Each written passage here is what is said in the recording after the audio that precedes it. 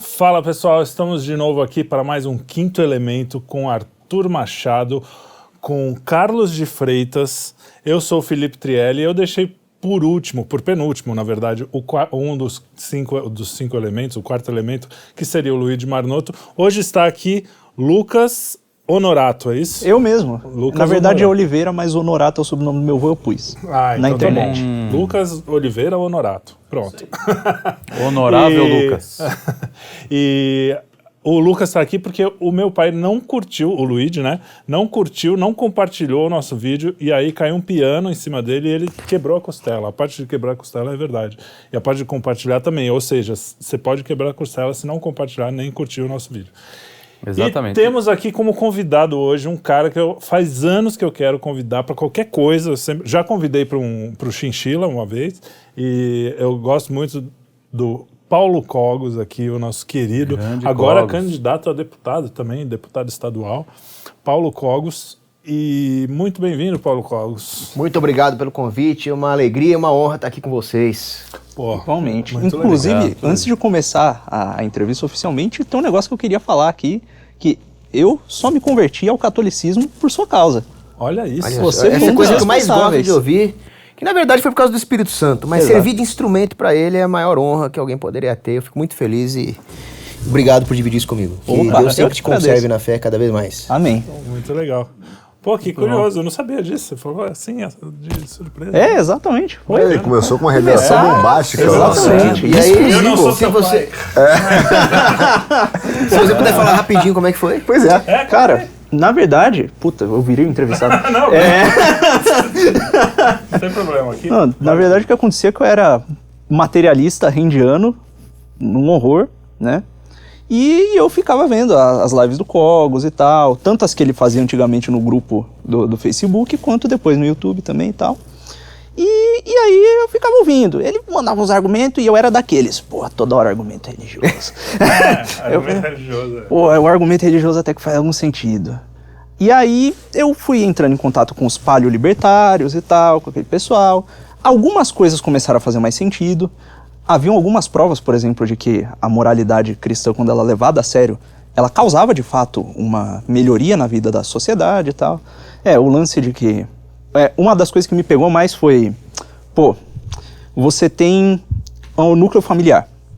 Quanto mais abalada tá a estrutura familiar na sociedade, maior é a dependência dos indivíduos em relação ao Estado. Eu falei, caraca, esse negócio de família faz um sentido. E aí, em algum momento, o Cogos soltou, em alguma live, eu não lembro qual era o assunto, aquela frase, né, que, ora, Deus nunca nega uma oração pedindo por fé. Vou testar. Rezei, funcionou. Bom, mas então, eu ia fazer essa pergunta um pouco mais pra frente, mas já que a gente entrou no assunto, como é que foi a sua conversão? Você sempre foi católico, sempre foi cristão, sempre foi crente de alguma coisa ou não? Olha, minha conversão parecia um pouco assim a história da civilização ocidental.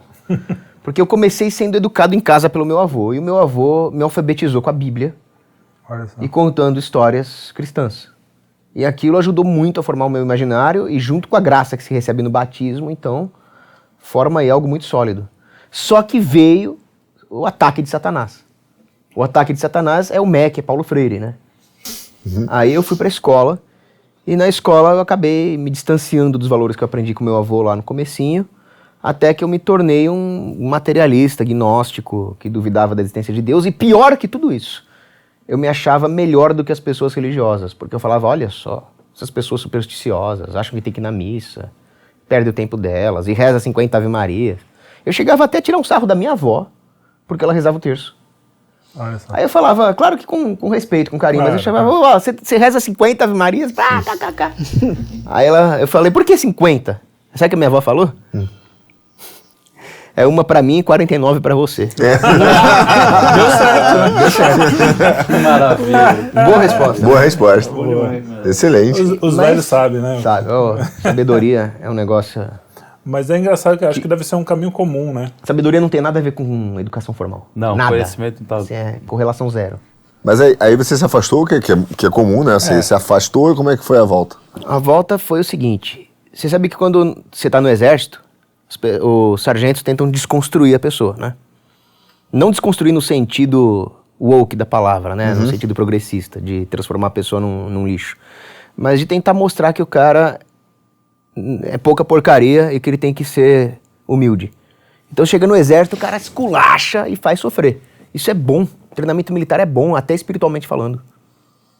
E aí no treinamento militar, lá quando eu fiz CPOR, lá estava eu esfomeado, faminto, com frio, cansado, fazendo uma marcha de não sei quantos quilômetros com uma mochila pesada nas costas, me achando um lixo, com o sargento xingando.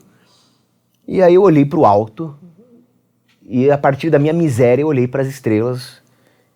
Falei, isso é muito grande, isso aí o homem não explica, deve ter um criador.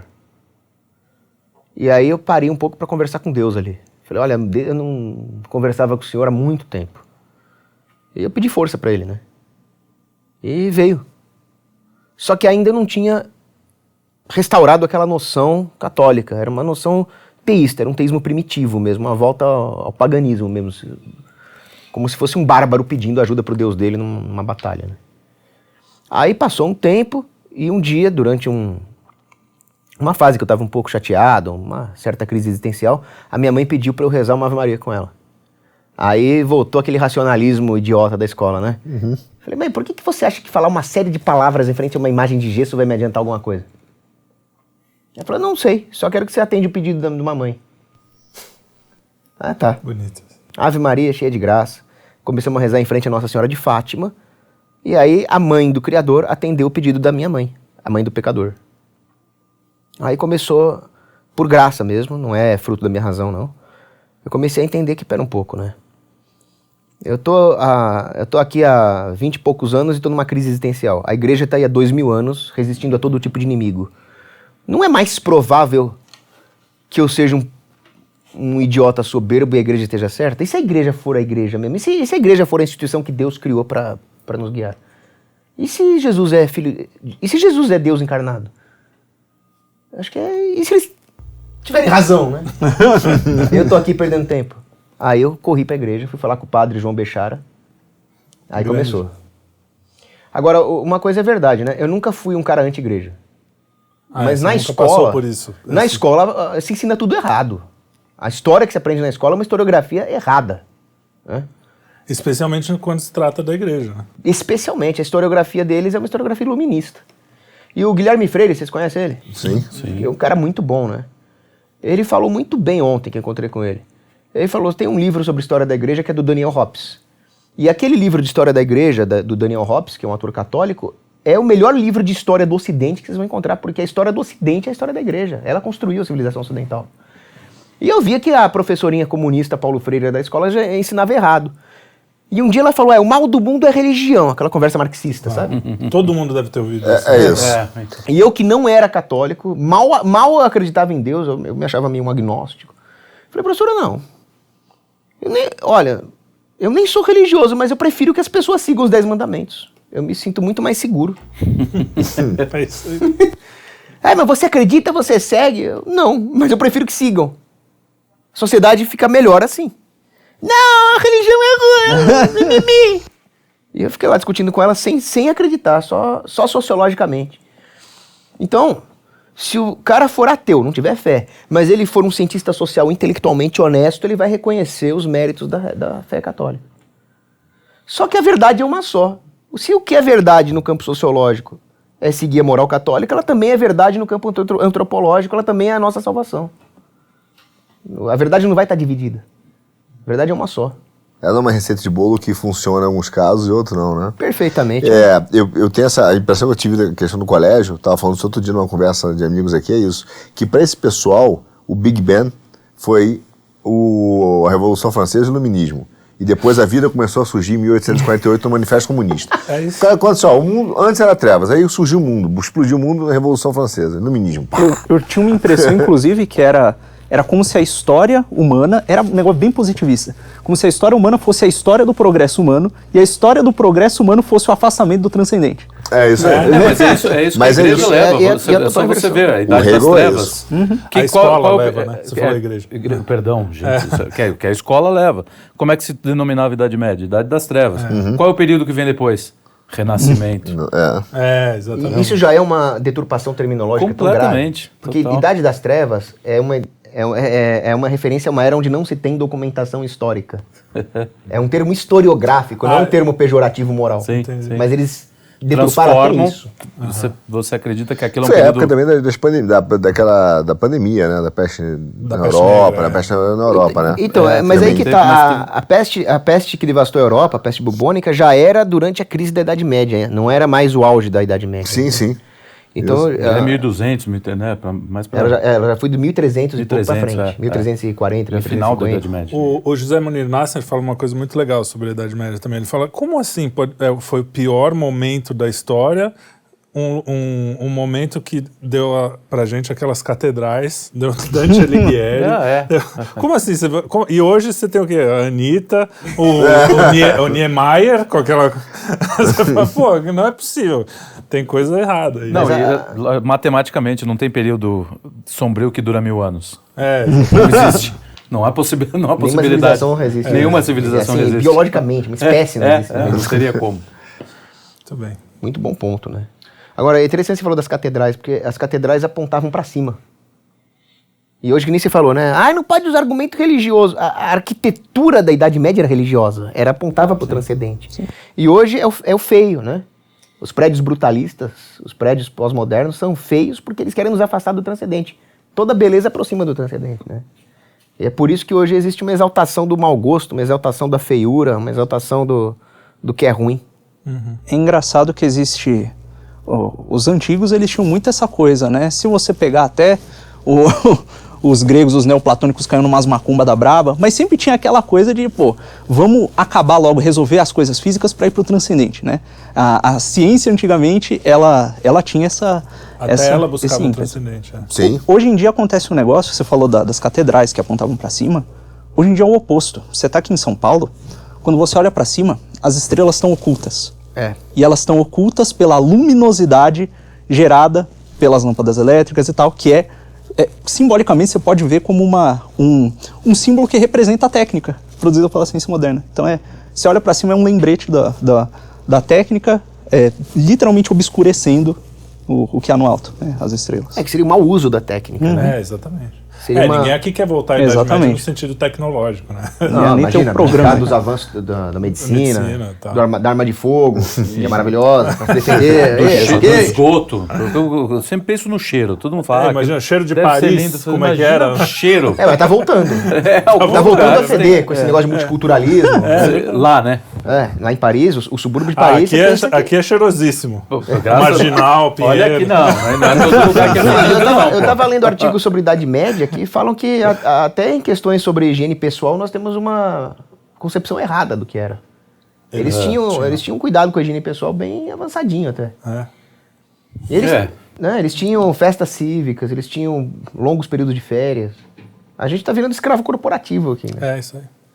Mas o que você falou do gnosticismo neoplatônico, essa coisa, é interessante, que parece que são coisas opostas, né? O materialismo marxista e liberal de um lado e o gnosticismo do outro. O gnosticismo quer ir direto para o transcendente. Uhum. Mas eu acho que o gnosticismo e o materialismo têm uma coisa em comum. A soberba.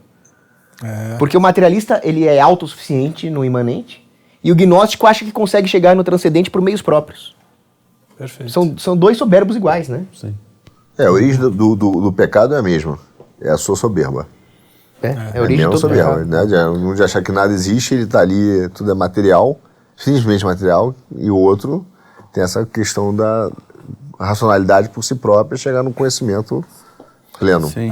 Ô, Clóvis, divino, né? Você foi você me corrige porque eu não sei as nuances, né? Você foi um libertário, anarcocapitalista. Você chegou a ser libertário? Não, porque tem Cheguei a ser libertário. Chegou. Eu acho que anarcocapitalista ainda é, a camisa. Ainda é.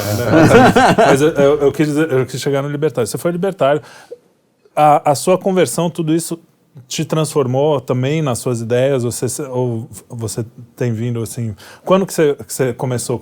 Você já foi de esquerda, alguma coisa assim? De esquerda, graças a Deus, nunca. Como é que foi isso? Você falou do seu caminho religioso, agora fala do seu caminho ideológico. Esquerda e direita é uma posição relativa, né? Sim. Então, em relação aos meus colegas de escola, de faculdade, eu era mais à direita que tinha. Mas em relação a hoje, você era de esquerda. Em relação a hoje, eu era de esquerda.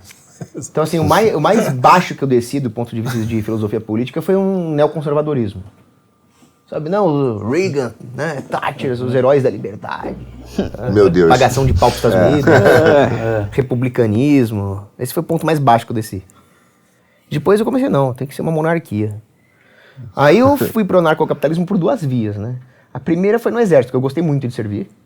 Por outro lado, você vê todos os erros de uma administração burocrática e que não poderia existir num campo tão necessário quanto a defesa nacional. Tinha muita coisa errada. Mas quando eu fui parar na faculdade de administração e economia, aí foi pior. Eu me lembro que o professor chegou um dia na aula e começou a calcular o valor da vida humana.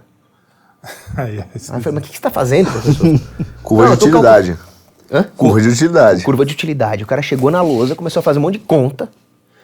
E o cara vai pagar não sei quanto de imposto, trazido a valor presente, o gasto com saúde, a vida humana vale 300 mil reais.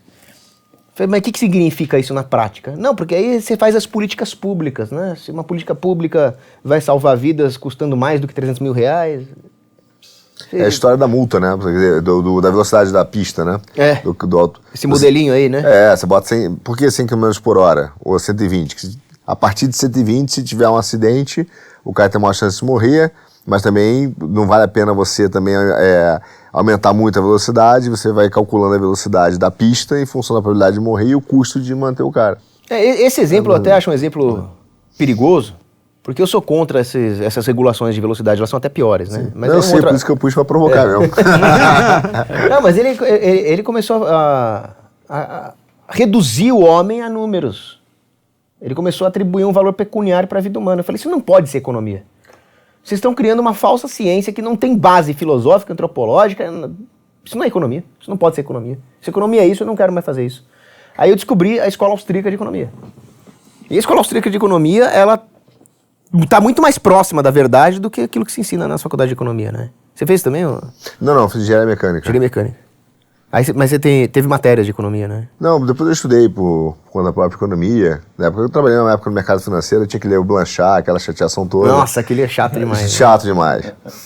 Nossa, Deus me livre, né? Nossa, eu prefiro, se eu fosse pra voltar no tempo, eu preferia fazer de novo a marcha de 16 km do que ler o... Deu Blanchard. Aí depois aquelas besteiras do Keynes, teoria da moeda, juros e, né? Então o Keynes Inflation Target, quando tinha... Virou modinha no Brasil uma época, né? Até hoje tem a meta de inflação contra os Estados Unidos. Logo depois do Clinton ali, para segurar a inflação no mundo, veio essa teoria da meta de inflação. Câmbio, juros e inflação. Que é o tripé macroeconômico que ainda os caras se acham à direita do Keynes ali. Isso, exato. E não é, aquilo é um keynesianismo soft. Uhum. Que é o Brasil, né? Que você tem Persarida, o Arminio Fraga, esses caras são nessa linha do controle de inflação, né? Inflation Target e austeridade fiscal. Aí é bem relativo isso, né? Porque eles acreditam que os engenheiros do governo, né, os burocratas, podem controlar a inflação aumentando a moeda, quando deveria ter um livre mercado de moeda que seria deflacionário por natureza, já que as pessoas naturalmente demandam uma moeda que sirva de reserva de valor. Você acha que o Bitcoin será essa moeda no futuro? Porque ela tem um quê de anárquico, né? Então, eu sou a favor do ouro. Uhum. Só que o ouro tem um problema, né? Ele é facilmente roubado pelo governo. Tanto é que o governo conseguiu abolir o padrão ouro e confiscar o ouro da população. Ao longo do Roosevelt, do Nixon. O Bitcoin tem a grande vantagem de proteger o dinheiro das pessoas contra a sanha do Estado. Mas ele ainda é inferior ao ouro porque o ouro é dinheiro de verdade. Ele tem um fundamento ontológico melhor que o Bitcoin. Agora, num ambiente onde existe o risco do Estado confiscar o dinheiro das pessoas, o Bitcoin tem uma vantagem grande em relação ao ouro, eu reconheço isso. O ideal é que as pessoas diversifiquem. Tem um pouco de ouro, um pouco de Bitcoin e outros ativos. Né? E quem não tem dinheiro vai fazer o quê? Essa é a meta. Você não terá nada e será feliz. Essa é a meta desses canais. Isso é verdade, é verdade. Bandidos, sem vergonha. E esse é um bom ponto, que você pensar, aqui tem na economia, você tem aquela M1, M2, né, que é a quantidade de moeda, né, emitida. Nunca se emitiu tanta moeda, papel, os M's tantos aí estão aumentando, e nunca se teve tão pouco dinheiro. Mas é isso. O nível do confisco indireto do governo é tão alto que você tem uma concentração aí de renda em alguns lugares, mas você emite muita moeda e ao mesmo tempo a turma fica sem dinheiro. Mas eles tiram o poder de compra, né? Essas moedas, as criptomoedas, até o Lucas estava me explicando, não tem um outro lado um pouco mais complicado, não fica na mão das pessoas, porque eu não sei direito como funciona, tá? O Lucas depois me corrija. Você quer até falar? Bom, pode ser. Vai, é melhor. Vai direto na fonte. Basicamente, você tem a governança do Bitcoin, ela não é... Ela é baseada nos nodes de mineração, né? Então, o cara ele tem o node, tem o lance do poder de voto e tal. É assim que funciona. Acontece uma coisa curiosa. Tem controle sobre o que acontece naquela rede quem tem mais poder computacional. Porque quem tem mais poder computacional é um minerador, como é valor e tal. Quem é que tem mais poder computacional no mundo atual? Disponível. Os governos. Os governos, as empresas de tecnologia Big Tech. que são puxadinhos do governo. Até porque o Google mesmo não existiria se não fosse aquele famoso estudo acho que eu não sei se é da CIA ou se é da NSA, né, que tem lá o Birds of a Flock, que deixa uma teoria de que as pessoas na internet se comportariam, pessoas parecidas navegariam de forma parecida, e aí eles falaram, bom, se a gente tiver um rastreador de como as pessoas se comportam na internet, a gente pode achar grupos terroristas, achar não sei o que, tal, e aí financiaram uma pesquisa para desenvolver um algoritmo que rastreava, e dessa pesquisa, desse algoritmo de rastreio, né, os crawlers de página da web, surgiu o Google, né, com investimento de uma agência de inteligência americana. Mas enfim, é uma digressão. Ou seja, está longe do livre mercado. Muito Exatamente. O Google não é um exemplo de capitalismo mesmo. Isso era uma das perguntas que... Bom, acabou. E aí você tem essa situação, e você tem, atualmente, no hardware disponível para o consumidor, as pessoas sendo cada vez mais estimuladas a abandonar os computadores, a usar os celulares, que são, ao mesmo tempo que um celular é muito mais poderoso do que ele era antigamente, do que um computador de muitos anos atrás, ele ainda é muito menos poderoso do que um desktop atual e do que o hardware que esse pessoal tem. Então, a gente diminui o nosso poder computacional, a computação em nuvem começa a despontar, então você vê hoje, tem muita empresa que usa computação em nuvem para processar dados pesados, tem até para jogo, o pessoal roda o jogo na nuvem e está começando a abandonar os hardwares. Então tem esse movimento, consumidor abandona o hardware, a gente concentra o poder computacional. Ou seja, o dono do Bitcoin vai ser os caras. Procede? A longo prazo, a gente pode ter um cenário em que o controle dessas tecnologias que dependem de poder computacional fique na mão dos mesmos caras de sempre. Então, a sua teoria, ela até faria sentido se não fosse uma coisa, que é o blockchain. Sim. O blockchain, ele é desenhado para que não haja para que a simetria do poder computacional na mão desses caras não seja tão relevante. Uhum. Então, ele tem esses mecanismos de segurança, de verificação peer-to-peer, que conferem uma proteção mesmo à pessoa que tem pouco poder computacional na mão. O que ela tem é dela.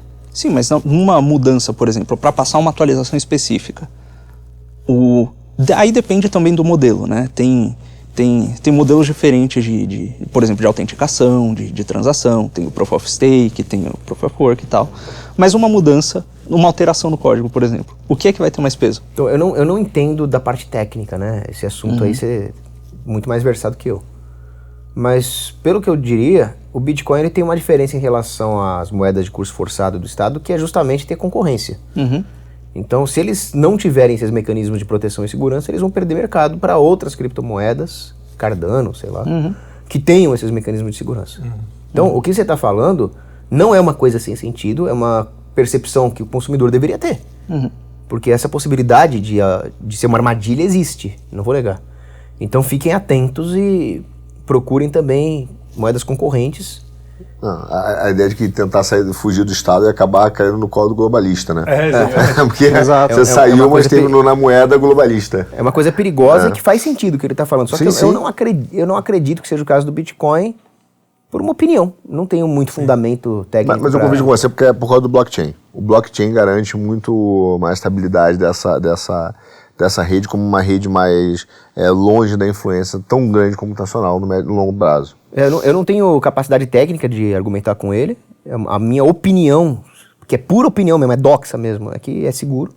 Tanto que eu tenho Bitcoin. Mas fiquem atentos, né? Benjamin Franklin falava, a mãe da segurança é a desconfiança.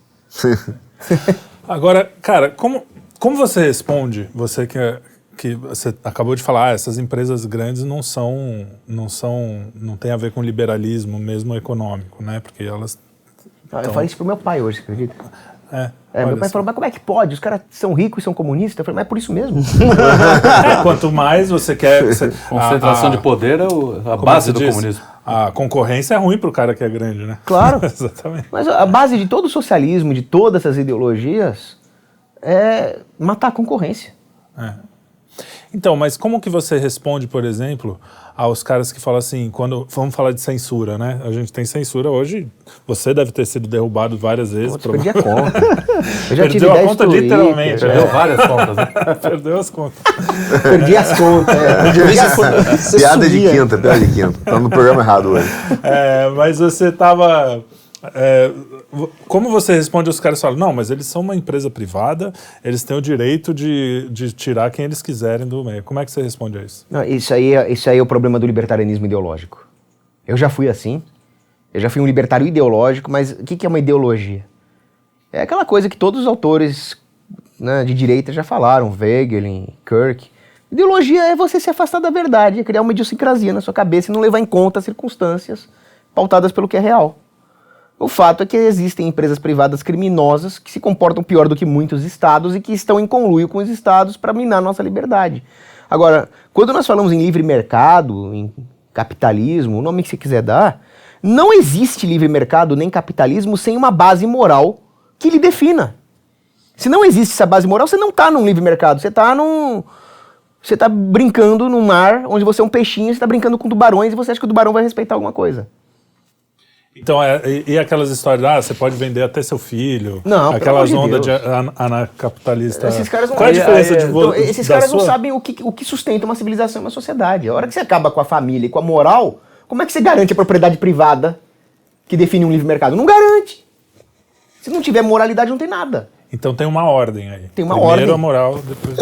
A base de todo o sistema começa pela uma moral, um padrão de moral bem estabelecido que todos convergem. A partir daí que se fundamenta se fundamenta não, a base é a moral, né? A partir daí que se estabelece, né, aí que é bom, o limite das ausências da regra.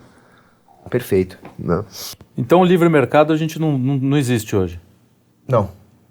Em Não, nenhum lugar na verdade, é feito. o livre mercado existe. Mas onde ele é aplicado? No momento em que você faz um negócio honesto com alguém, você está aplicando o livre mercado. Tá, mas Talvez assim, não exista Mas livre olha que iniciativa. interessante. Ele é uma atitude moral, que está no seu espírito, na sua atitude moral, diante de um outro agente que também está agindo moralmente. E Isso é o livre mercado. a gente consegue vencer, por exemplo, esse poder institucional, por exemplo, de empresas que se fundem, como é que a gente consegue... Ou que são tão grandes a ponto de agir de forma criminosa, como porque monopolista. a gente pode tem esse valor, mas não basta eu e você termos esse valor e tá todo mundo cooptado, fechado dentro de uma grande... Porque essas grandes empresas, elas mudam, inclusive, a cultura, né? Botando ideologia E o que eles gênero, fazem? Aquilo que eu falei, suprime a concorrência. Suprimir a concorrência não é só suprimir o mercado. Vou criar uma regulação para falir a empresa do cara. Qual é a diferença entre o escravo corporativo da Disney e o CEO da Disney? Qual a diferença entre o escravo corporativo da Google e o CEO da Google? É virtude. O CEO da Google ele pode ser imoral, ele não tem as virtudes teologais, ele não tem fé, esperança e caridade. Mas ele deve ter disciplina, ele deve ter diligência, fortaleza. Sem caridade nenhuma. Ele não está iluminado por caridade nenhuma. Cara, determinação, perseverança, aquelas coisas de coach lá. Justiça. E o que ele quer? Para garantir o monopólio, aquilo que eu falei, tudo começa com monopólio. Ele vai tentar minar não só a empresa do cara, o fluxo de caixa do cara, mas as virtudes que poderiam formar alguém para resistir a ele. Olha, interessante. Então faz parte do processo de monopolização a destruição das virtudes dos outros. Como é que combate isso? Com virtude. Inclusive a virtude, né, de controlar os gastos, de reduzir as suas necessidades. Aí entra um pouco dos estoicos aí, né? A virtude da frugalidade. Quanto menos você depender desses caras, melhor. Quanto mais você conseguir viver sem se viciar nos produtos que eles vendem, melhor. Sim, isso é importante, isso é bom. E é difícil hoje, Diógenes, né? Praticando desapego. Praticando desapego. O pior é que hoje em dia, não só você... Bom, para você se comunicar, você precisa utilizar um meio que está completamente infectado pelos sistemas dos caras. Porque você pega o seu celular, o cara sabe com quem você está falando, em que horário, a página da web que você visitou depois de falar com cada pessoa, ele sabe os seus interesses. É como se tivesse um monte de cordinha sendo jogado em você o tempo inteiro e os caras têm literalmente um portalzinho mágico dentro do seu bolso pronto para te fisgar. E complementando, você, Nada. antes do programa, você fez uma live aqui. Você precisa como que a gente vai fazer isso? Se você, para se comunicar com o seu público, até para fazer o bem, até para espalhar, fazer os caras se converterem, você precisa do instrumento. Depende dessas ferramentas. É difícil, né? Aí entra aquela doutrina católica da cooperação com o mal.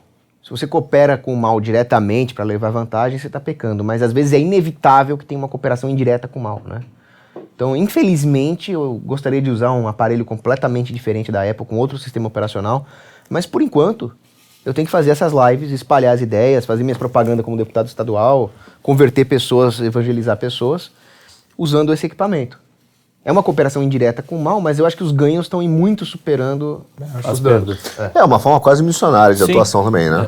Você está indo no campo missionário utilizando as ferramentas que ele tem, né? Que existem. Que também não são totalmente assim, do mal. Mas o que eu te digo não é só as iscas, não. É o problema dos algoritmos serem feitos para te viciar. Então não é só que ele conhece todos os dados que você tem. Ele conhece todos os dados que você tem e ele quer estimular a sua dependência. Psicologia humana.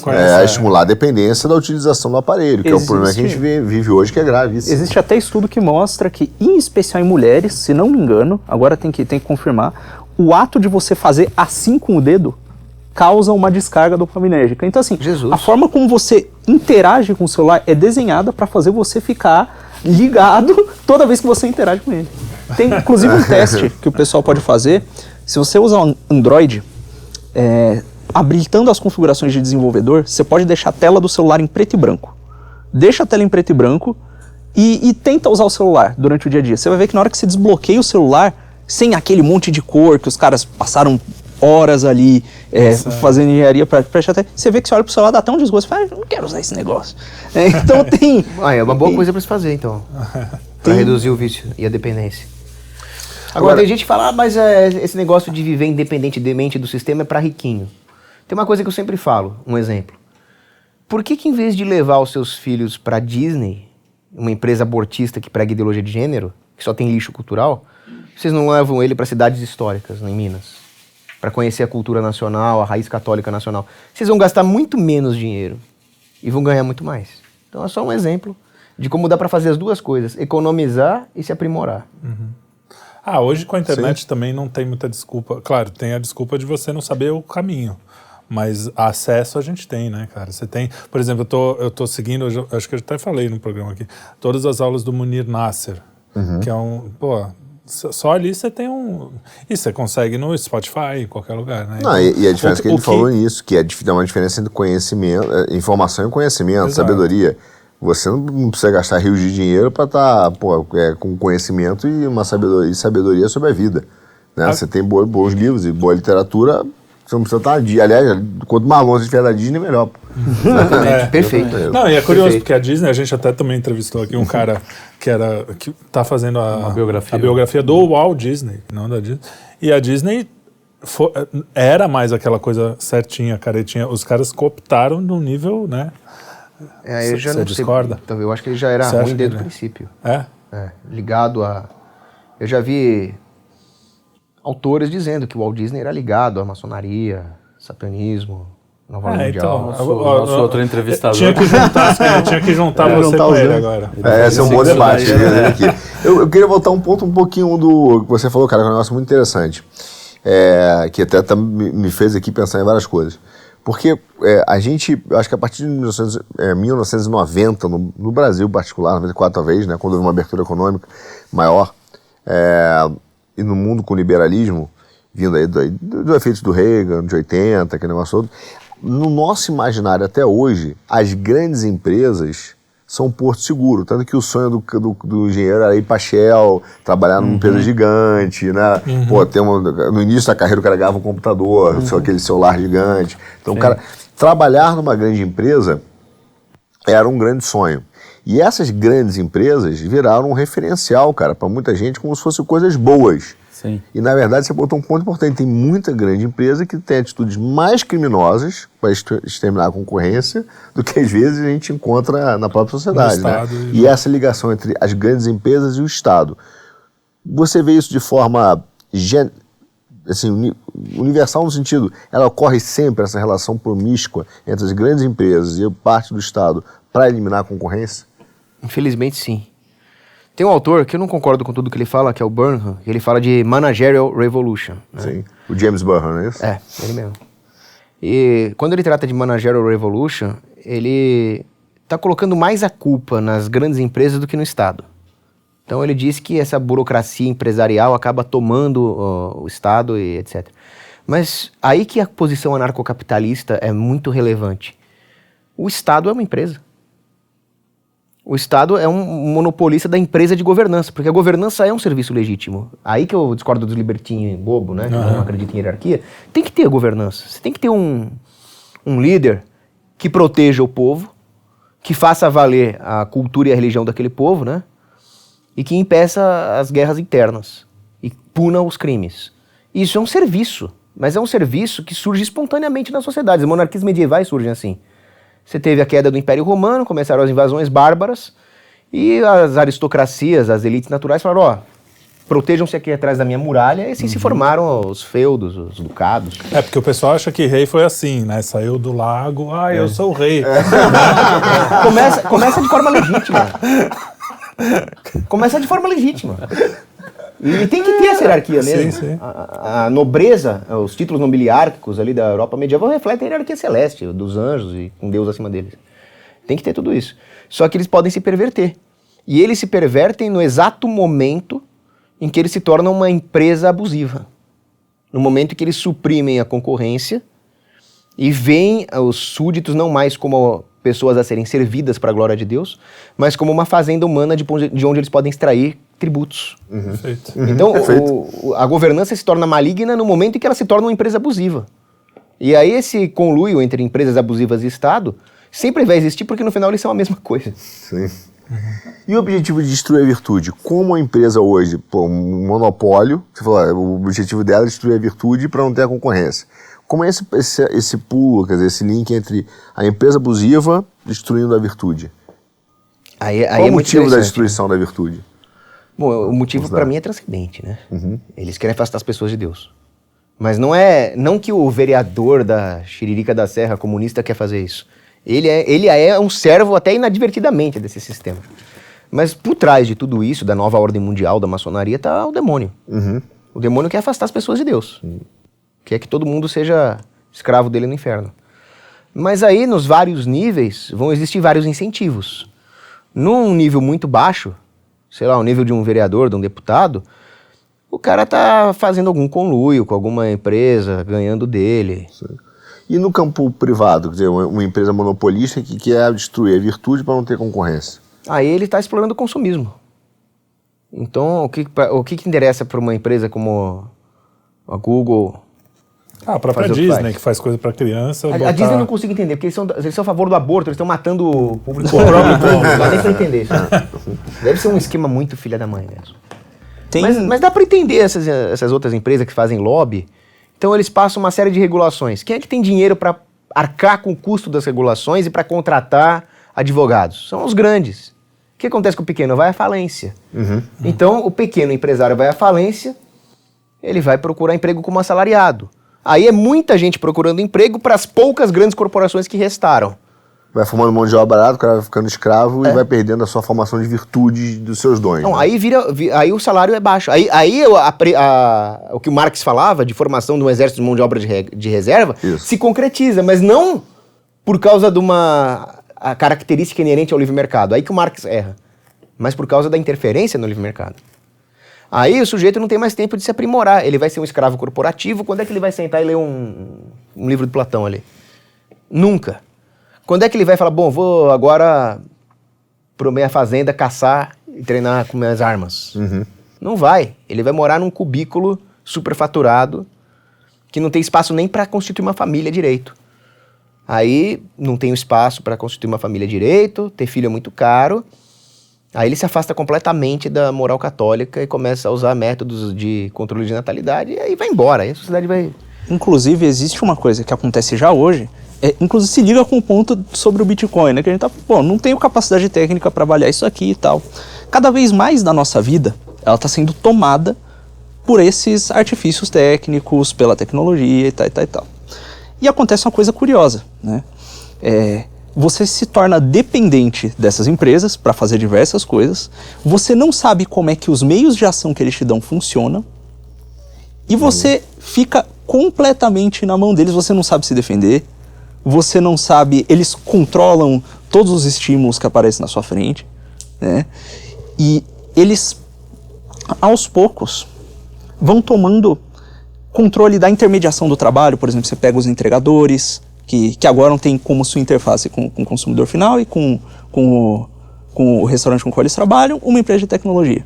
Né? Um iFood da vida. Uma empresa de tecnologia com quem você não consegue conversar pessoalmente. É só Exato. pela tecnologia. E se você mata a empatia aí. Total. Cara, é tão louco que você tem uma espécie de metafísica do negócio. Porque você já tem as sensações, a percepção de uma experiência ontológica de um produto, da Apple. Cara, o que isso me proporciona? Então você não quer conversar com o cara mesmo, você quer ter apenas uma relação de sensações quase de uma ontologia. O transcendente que o cara não tem na vida. É isso, porque ele vai aprendendo de uma forma diferente. Como é que eu aprendo? A epistemologia muda, a ontologia muda. Tem uma metafísica dos produtos aí. É pior, você pega o jeito que os algoritmos de veiculação de publicidade funcionam, você tem... O cara sabe o que você está vendo, como você está vendo, quais são os seus gostos, e ele vai te dando sinais do que é que talvez você goste de assistir, do que talvez você goste de comprar. Ele vai fazer aquilo que o Aquino falou, ele vai te desviando meio grau por dia do que você realmente Até manipular os seus gostos. Aí daqui a pouco você saiu, sabe, 50 graus da tua... Tá lá, do outro lado. Que no fundo é isso, porque a incompletude, ela vai continuar existindo. Né? O caminho é chegar a Deus. É por isso que a gente vai para esse lado, entendeu? Para tentar achar uma linha que nos ligue. Quando você vai deslocando isso, você vai achar um substituto. Qual é o substituto? Vai ser, aí a pornografia, a ecologia, qualquer coisa. E pode chegar a um vai ponto... substituir. E isso é o cara vai, com estímulos, enfim, cada vez mais imediatos, o cara vai virando um animal. E o que não é, nessa linha que a gente está falando, por exemplo, que hoje a gente, realmente, as grandes empresas formam os cabos corporativos. Então o cara tem uma vida existencial porque ele não tem virtude, cara, que é um inferno medíocre de segunda a quinta. Aí na sexta ele fala o famoso sextou, agora eu sou livre. Mas o que é o sextou do cara? É exatamente isso, ou é a pornografia, ou é o sexo vulgar, ou é a droga, ou é o êxtase, ou é o LSD, é ficar doidão e ir pra rave. Então são uma série de prazeres, cara, falsificados, né? Que é tão escravizante quanto Sim. o segunda a quinta dele. Sim, perfeito. Se não for mais. Se não for mais. Pior até. E pode chegar num ponto, essa situação, em que, assim, se você quer se livrar desse aparato inteiro, hoje em dia, eu não quero usar um celular com cheio de rastreio, cheio de coisa, não sei o quê. Você tem que fazer uma gambiarra tão desgraçada, mas tão desgraçada, e você ainda vai ter uma funcionalidade pior para se ver um pouquinho livre dos caras. Chega num ponto em que você tem um verdadeiro sistema de castas, em que a pessoa só consegue se emancipar dessas coisas com um conhecimento técnico específico. E esse é o mesmo conhecimento que leva, por exemplo, a ascender no mercado de tecnologia, dentro de uma empresa dessas. Então, por isso que uma chance que as pessoas comuns têm de se emancipar é se elas tiverem uma dimensão sacrificial. Elas vão sacrificar algumas coisas para se emancipar. Mas quando a sociedade perde o transcendente, ela necessariamente perde a noção de sacrifício também, né? Isso é um problema. Agora, nem percebe o que é o sacrifício, nem consegue entender o que é o sacrifício. A verdadeira dimensão de o que é um sacrifício. O sacrifício, ele acha que é isso, ficar de segunda a quinta trabalhando. Isso. Ele já faz isso. Ele acha que é isso. Você ia falar alguma coisa agora? Não, é interessante que outro dia meu pai me chamou para ir com ele, com a minha mãe, num restaurantezinho bem tradicional lá do Brás. Aqueles restaurantes que tem um monte de foto na parede, tem uma Nossa Senhora em cima do balcão, um negócio raiz mesmo. O garçom, gente boa, conversador, piadista, né? Só que esse tipo de restaurante está cada vez menos frequente. Muitos deles fecharam por causa da ditadura sanitária. E aí nós passamos em frente a uma dessas redes aí, Burger King, sei lá que diabo que era, que as pessoas entraram lá dentro, não falaram com ninguém e tinha um monte de computadores verticais. Sim. E o cara e saiu o hambúrguer dele, né? Só que isso aí é o que está se difundindo. E o local, o peculiar, aquilo que realmente manifesta uma cultura tradicional, está se perdendo. E quanto mais as pessoas não tiverem dinheiro para poupar e forem só consumidores, mais elas vão se tornar escravas dessas grandes redes. E aí que tá, esses caras todos trabalham no sentido de destruir a poupança da população. Então existe uma forte aliança entre o sistema de Banco Central e as grandes corporações que destroem as virtudes, porque o Banco Central trabalha para destruir o poder de compra da moeda e impedir que a pessoa poupe. Porque se a moeda é inflacionária, o que ela vai fazer? Ela vai gastar tudo o mais rápido possível, porque se ela poupar, com o tempo ela vai perder poder de compra. A inflação incentiva o consumismo. E se as pessoas não poupam, elas não formam nada que é delas. Elas são só tomadoras de empréstimo para consumir. É aquela velha história que a gente falou aqui. Escravo do crédito. Não vai ter nada e vai ser feliz, né? Na cabeça deles. Não, e tem um lado pior, porque é escravo do crédito também. Não é que você não tem nada, você ainda deve, né? Porque é isso, porque ele precisa, que a gente falou, como você tem a questão do monopólio, né? Vai formando mão de obra barata, né? Que é o exército lá de reserva do Marx, né? Vai formando mão de obra barata, vai destruindo a virtude. Esse cara aqui não tem nem o suficiente para viver. Então toda hora ele é impulsionado a tomar o crédito, né? Porque é a forma que é o chicote. Não basta ser escravo, tem que ter uma forma de punição. O crédito, né, não pago, se você não continuar no sistema, cara, te destrói. Te joga no Cerrado, você tá fora do sistema. Que é o que acontece com muitos hoje no Brasil na economia informal, por exemplo. O cara tá lá trabalhando, saiu do crédito, não tem crédito, vai pra informalidade total. O cara não existe no sistema. Muito assustador, né? Fica igual aquele filme Demolidor, né? A economia de verdade estava no subsolo. Com os caras. Exatamente. A vida, né? Não só a economia, a vida pulsante estava lá. Né? Nossa, preciso fazer um filme, a economia do Demolidor. E agora, a gente olhando essa situação, você vê que essas grandes empresas, esses conglomerados financeiros, todos eles cresceram com a ajuda do Estado, né? Sem dúvida. Então, bom, você tem um mercado ali, todo cheio de intervenção, todo estragado, com uma disparidade terrível de poder e de meios de ação entre o pequeno comerciante, o pequeno empresário, esses conglomerados. E, beleza, você tem essa situação. Como seria a solução anarcocapitalista para esse problema? Porque se você só libera aí o mercado, tira o Estado da jogada, aqueles caras continuam tendo muitos meios de ação. Eles têm, às vezes, domínio de um aparato técnico específico com o qual o mercado não pode competir ainda. Por exemplo, os dados das Big Tech, que é um negócio bizarro. Você não... Só eles têm, ninguém vai chegar nisso tão a não ser que alguém invada lá e pega os dados. Posso botar uma pimenta na sua pergunta? Que você botou? E tem um lado que é pior, cara. Ele está substituindo o Estado, não só pela técnica, mas pelo campo jurídico também. Vou dar um exemplo que é totalmente maluco. Bolsa de Valores. Deveria ser um lugar que você, no Brasil, poderia ter acesso para promover o livre mercado. Ela atua como um agente de quê? Das grandes corporações. Ela não quer concorrência, que o monopólio tem uma bolsa, no Brasil é um monopólio. Ela faz o quê? Ela dá a ideia de poupança? Não, ela extrai, é quase uma instituição extrativista hoje. Ela extrai do pequeno, da turma, joga para as grandes corporações e utiliza o quê para manter o controle? A autorregulação. Ela substituiu, por exemplo, o Estado. Através da autorregulação. Então ela extrai, mantém o monopólio, forma, né, no Brasil principalmente, uma concentração de empresas, tanto que você tem de corretora, você deve ter aqui 3, 4 corretoras, faz 60% do mercado.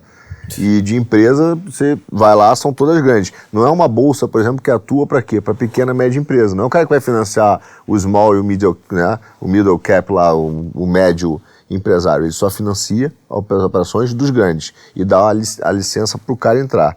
Então você tem um problema que você tem essas grandes corporações pela técnica, pelo meio de ação da entrada do dinheiro e pela autorregulação. O cara substitui o Estado, cara. Como é que a solução anarcocapitalista? Boa. O anarcocapitalismo, ele é uma concorrência de instituições políticas e econômicas. Então não teria como ter monopólio no anarcocapitalismo. Tem um autor que chama George Reisman. Ele é meio randiano, né? Tem os problemas dele. Mas ele falou muito bem, como economista brilhante que ele é. Monopólio não é quando o sujeito domina o mercado. Quando o sujeito domina o mercado, ele tem o mérito de ter conquistado o cliente. Monopólio é quando não existe a possibilidade legal de concorrer com ele. O anarcocapitalismo é a quebra, por definição, dos monopólios políticos e econômicos que existem hoje. Mas isso mesmo que o Estado tenha que interferir, nesse caso. Entendi. Mesmo que o Estado tenha que interferir. Por exemplo, um Google da vida só se o Estado interferir hoje em dia. Aí no se caso, o Estado interferir no sentido de parar de bater nos concorrentes, ele já ajudaria demais. Tanto é que até você falou, né? Como é que a pessoa vai ter um sistema para concorrer com a Apple, etc. Já tem. Por exemplo, no meu canal eu tenho uma parceria com uma empresa chamada Unplugged, que é um ex-militar que, usando tecnologia que ele aprendeu lá no Exército, aplicou para criar um sistema operacional imune a esses rastreamentos das Big Techs. É uma solução de mercado. O que precisa ter é incentivo para esse tipo de empreendedor fazer esse tipo de coisa. Né? Mas que tipo de incentivo? O incentivo é o Estado parar de bater neles. Né? É o famoso para de atrapalhar. Para de atrapalhar, também não Agora, vale. o Estado, se o governo tiver uma função, qual que é a função dele? Punir os criminosos. Ora, os lobistas, a Google, que fazem todo esse tipo de lobby para ferrar a população, são criminosos. Então a função do Estado é colocar eles na cadeia, não é regular o mercado. Eu pego o Google, pego o Facebook e manda para o presídio de Pedrinhas. Acabou essa função do Estado. Muito bom. Agora, a gente tem um pepino aqui. Você falou agora, antes da gente começar a gravar, eu vou privatizar tudo. Não era isso? Foi uma das coisas que você falou? Eu entendi Desestatizar errado. tudo. Desestatizar tudo, isso. Hoje a gente tem coisas que, por exemplo, a desestatização de várias coisas foram feitas assim. A China comprou uma boa parte. Como é que você resolve isso? Porque se desestatizar simplesmente, a gente tem uma soberania, que a gente já falou muito pode levar um sobre problema de isso. soberania, né? Eu fico bem dividido com essa história, porque Por isso você pega os Correios é a logística do Brasil, a gente também já falou isso aqui. Como é que você, vamos distribuir e vai ficar um monopólio, um cara lá, ou mesmo que sejam 3 ou 4 empresas chinesas cuidando da logística do Brasil, como é que Por isso que eu não funciona? falo em privatização. Eu estou evitando o termo privatização, estou falando desestatização. Porque quando um conglomerado chinês compra essas coisas, todo mundo sabe que quem vai controlar é o Partido Comunista Chinês. Isso é uma desestatização? Não, isso é estatizar mais ainda. Você está passando do Estado pior, local... né? Tá estatizando Você está passando por um internacionalmente. imperialista comunista Você internacional. está trocando de jaula. Quando o traidor da pátria, que o Bolsonaro muito bem falou que devia fazer com ele, eu não vou repetir aqui para não derrubar vocês. Mas vocês sabem, né? Procurem o que fazia com o traidor da pátria. Bolsonaro. No tocante a isso daí. No tocante à questão da traição da pátria, tá ok? Vai lá, o que que... E aí não era mais presídio de Pedrinha, era coisa pior. É. Mas o Fernando Henrique, que é um traidor socialista da pátria, o que ele fez com a Vale do Rio Doce? Ele não desestatizou. A privatização da Vale do Rio Doce foi uma estatização ainda pior. Porque no momento que ele vende para os globalistas, para o Warren Buffett, para o George Soros, seja lá quem for, quem são esses caras? Esses caras são os que controlam os próprios estados. Então uma estatização ainda maior. O que deveria ter uma desestatização. E a única forma de desestatizar não é com o Estado controlando para impedir que os globalistas tomem, mas sim deixando o capital honesto e privado pulverizado local gerir com a superioridade que o empreendedor tem em relação às burocracias. Porque a Vale do Rio Doce foi exatamente o erro do regime militar, que economicamente era de esquerda. O pessoal fala, o regime militar era uma ditadura. Ele era, mas não porque ele matava comunista. Comunista ele matou pouco. Ele era uma ditadura porque ele regulava a economia. E aí o que ele fez? Ele criou uma coisa ingerível lá no regime Geisel, com a Vale do Rio Doce, uma burocracia Monstruoso. monolítica, que não tinha mais o que fazer, se não pegar tudo aquilo de uma vez e vender para quem está acima, para os globalistas. Então você criou ali um centro de fragilização, que eu chamo. Né? Você juntou tudo numa coisa capturável. Mas Na como que prática, você- os globalistas. isso que eu Então, ia na falar. prática, eu ia pegar, por exemplo, uma Petrobras, né? Pega o Petrobras, você vai vender, mas você vai vender quem? Para a população. Então, você haveria uma venda onde cada pessoa não poderia ter mais do que, sei lá, 2%, mas são indivíduos, pessoa física. Se puder ter mais 2%, possa ter. Tá. Só que como é que ele vai ter mais de 2%? Barateando e aumentando a qualidade, o consumidor falando... Na hora que ele não conseguir mais fazer isso, o consumidor fala... E vai pro Você não, concorrente. mas digo, vai vender as ações, que não teria mais do que 2%. Vai pegar a Petrobras e venderia para o sim, local, seria uma, para a pessoa uma física. distribuição pró-rata de papéis dessas empresas. Isso. Então isso seria interessante como uma Seria uma transição do estatismo para um anarcocapitalismo de verdade, né? De forma que o cidadão comum brasileiro pudesse empreender nessa área e não vender pra gente pior que o próprio Estado. Então, mas aí não tem os caras, empreender numa área, eu, por exemplo, não saberia empreender em petróleo nessa Perfeito, área. aí você vende pra quem Como sabe, é que esse é faz? o papel do mercado de ações. Quando você compra a ação de uma empresa, sei lá, vou comprar ações da Petrobras, eu não entendo nada de petróleo, mas eu comprei a ação e vendo pra quem gere melhor. Aí é o papel, né, Perfeito. do mercado de ações que o Mises definia como o que caracteriza uma economia de mercado. É quando você tem um livre comércio de papéis das empresas. Bom, então se a gente tem aqui um monopólio da Bolsa de Valores, não existe livre mercado no Brasil. Só tem uma bolsa. Quando existe regulação do mercado financeiro, que você muito bem apontou, surprise, você já está no socialismo. Então, são duplos, porque você tem a proibição de negociação de certas ações só naquele ambiente, de acordo com as regras que o cara determinou e que ele é o dono e não aceita concorrência. E ainda com a capacidade de regular o seu cliente. Imagina um sonho, nem o Stalin falou, pô, cara, o sonho do cara. Imagina ele falar assim, pô, eu vou regular o meu cliente com poder de polícia administrativo sobre ele. Pô, cara, imagina o sonho de todo bom ditador, né? O Stalin é amador. É. O Stalin e o Lenin... Perto da B3, o Stalin é amador. Eu não tenho dúvida disso. Sem dúvida. O que é um Stalin? O que é um Kim Jong-un perto de uma BlackRock? Não é nada. Agora, o Lenin, que implantou o comunismo na Rússia, ele é literalmente um empregado dos banqueiros ocidentais. Foram os banqueiros ocidentais que treinaram o Lenin e mandaram ele para lá. Ah, sim, essa promiscuidade entre os Wall caras de Street, grana né? e os comunistas é clássica. Por isso que o Pinochet, ele começou matando os comunistas errados. Ele devia ter ido primeiro atrás dos banqueiros liberais, para depois ir atrás do militante guerrilheiro. Ô, Cogos, agora vamos falar um pouco é uma pergunta que já fizeram, você já respondeu, mas aqui a gente está com outro público, eu vou fazer também. Você, anarcocapitalista, agora está se candidatando a deputado. Algumas pessoas têm dito, mas você não é anarco. Explica, você já explicou, mas explica aqui para a galera por que isso não é uma contradição. Porque como é que você vai lutar numa guerra sem estar disposto a usar as armas do inimigo contra ele? Então é a mesma coisa que você ser um Dom Quixote combatendo moinhos, você está numa guerra nuclear e você fala, deveríamos lutar com honra duelando com espadas. Tá bom, mas o seu inimigo tem uma arma nuclear, o que você vai fazer? Você vai ter que usar. Então não adianta o anarcocapitalista querer agir como se ele já estivesse no anarcocapitalismo. Então fala, você não pode se candidatar a deputado. Olha, se não existissem deputados nem estados, e tudo fossem pequenas localidades monárquicas anarcocapitalistas, realmente ninguém poderia se candidatar a deputado. Agora, o sistema está aí, e eu quero entrar dentro do sistema para frear leis estatizantes e bloquear a esquerda. O que vocês sugerem que eu faça? Xingue muito no Twitter? Boa. Me autoproclame imperador do Brasil? Ou me candidate a deputado? Essa eu acho a melhor ideia. Até a ideia, quando você tem um sistema que é tão grande, tão forte, cara, e domina tanto meio de ação, a única forma de você fazer isso é você ser um vírus no sistema. Então você precisa entrar e ser um vírus. É quase que, né, tecnologicamente, nós estamos botando vários vírus no sistema para segurar até que corromper o sistema por dentro. Para dar um exemplo do mundo do crime, que eu deploro, mas até o Ted Kaczynski, lá, o Unabomber, que era contra a tecnologia, que ele queria voltar para uma sociedade primitiva, ele usou a tecnologia para explodir os alvos dele. Sim, eu sou contra o Estado e eu vou me candidatar como num cargo do Estado para desmantelar o Estado. Vai. Inclusive no partido de um dos maiores... no PTB. No PTB, que hoje é o partido mais Vargas. que é o partido mais à direita do Brasil hoje. O PTB não é mais um partido trabalhista. Sim. O PTB é um partido tradicionalista, os trabalhistas foram expulsos. É.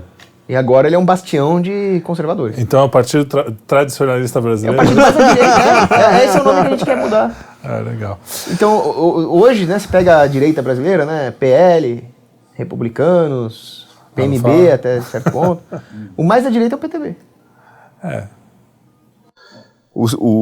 Eu gosto dessa ideia da questão do vírus no sistema, porque foi isso que a esquerda fez, de forma geral, com a própria democracia. Sim. Os caras entraram na democracia, subverteram a democracia, tomaram a democracia e implementaram uma ditadura democrática. E a questão da cultura, fizeram a mesma coisa também. Mesma coisa. Entraram na cultura. Tanto é que eu falei, os caras entram tinham várias instituições conservadoras que foram tomadas por esses caras e hoje ainda tem aquela carinha que parece conservador.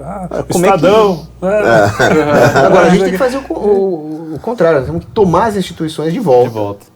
E usar o poder adquirido. É o que eu digo sempre. Agora, desculpa, a gente precisa retomar as instituições e retomar o Brasil, é isso. É o gancho ao contrário. Como é que a igreja se expande com o tempo? Se não é indo até os lugares, ensinando as pessoas, ocupando certos espaços, alterando certos costumes pagãos, sem agredir os costumes da população, transformar, santificar aquilo e orientar aquilo a Deus. Exato. A igreja ela é antirrevolucionária. Ela trabalha as circunstâncias locais, como você falou muito bem. Eu estou escrevendo um livro sobre anarcocapitalismo, né? Está quase pronto.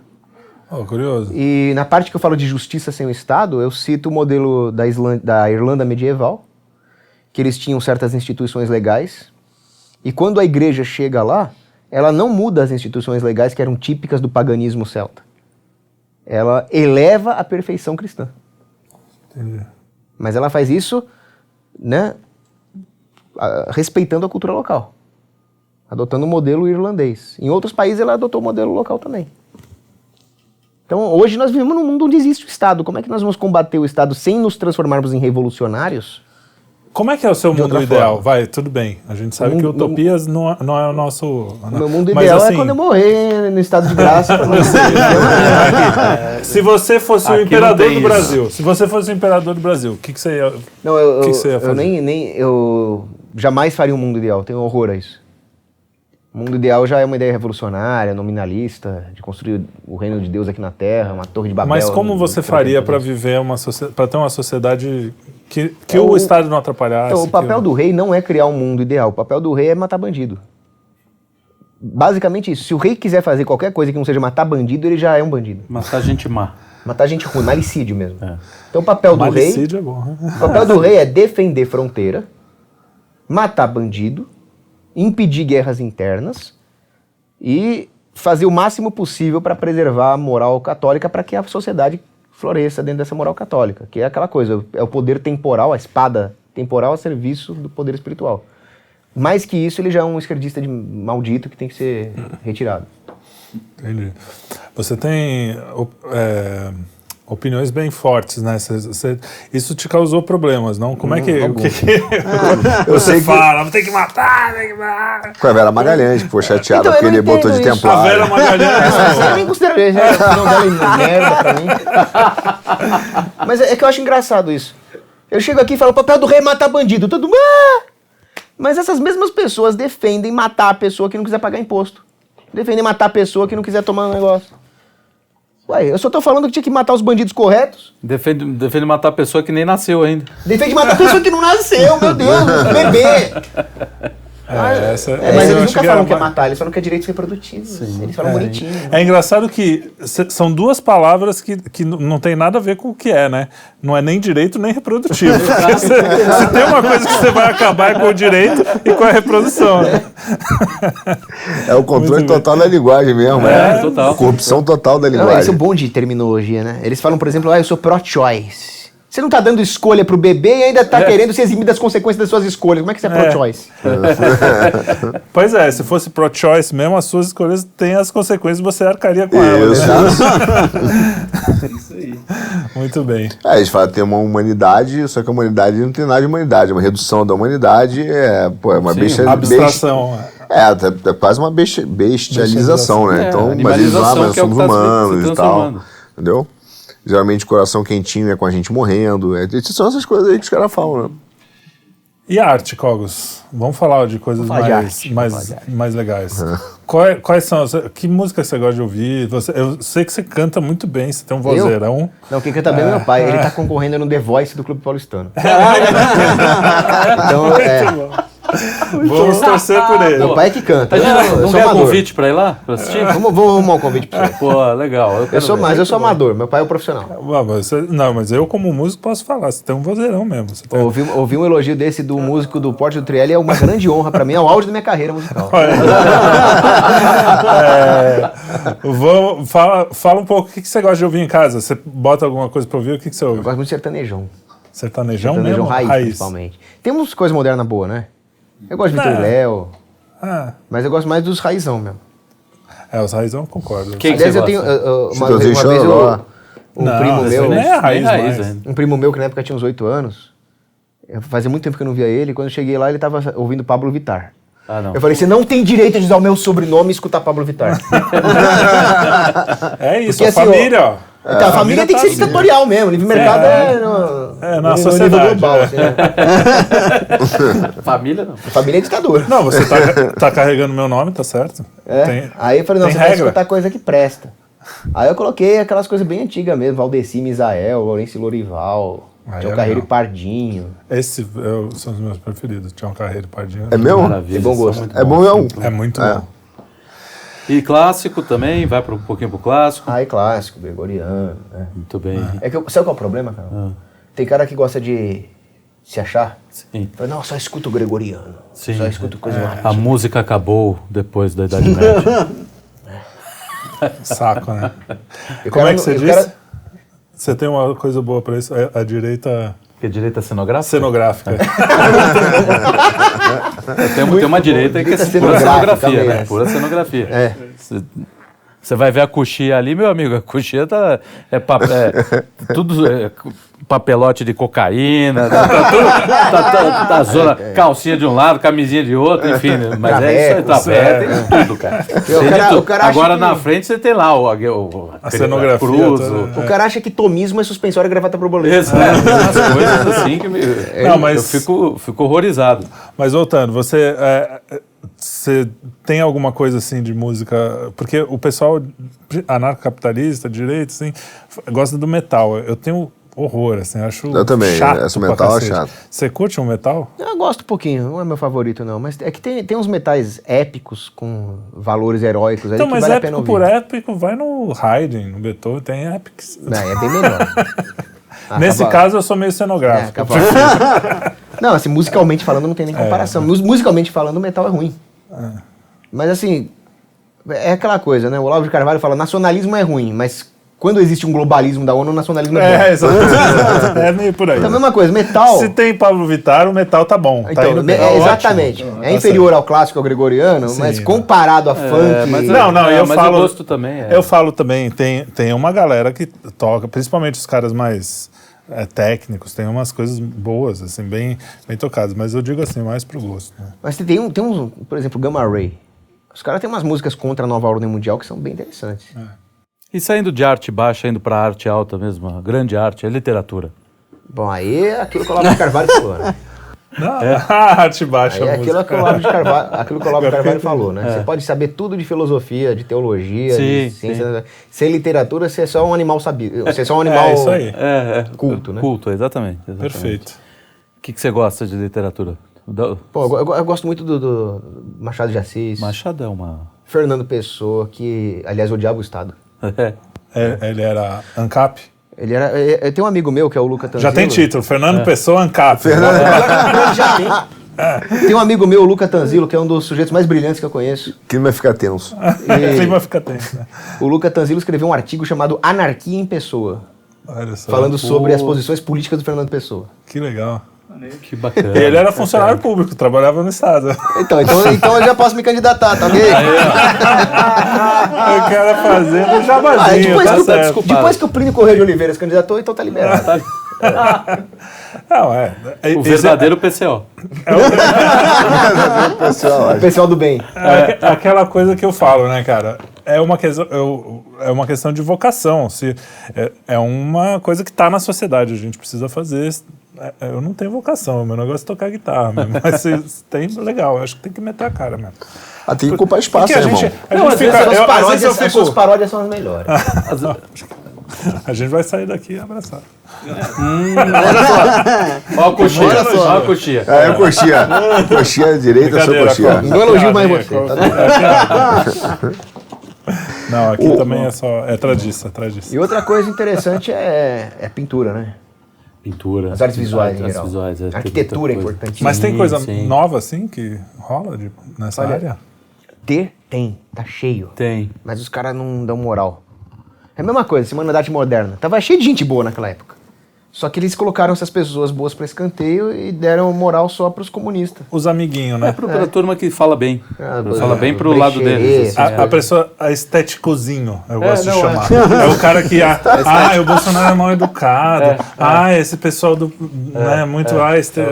estéticozinho. É o inteligentinho. Aquela expressão inteligentinho é ótima. É isso aí. É afetado, né, cara? Afetado. Eu acho que afetado É eu isso, gosto do é. afetado. Acho que Mas afetado essa é coisa O que mais me ferra é a arquitetura.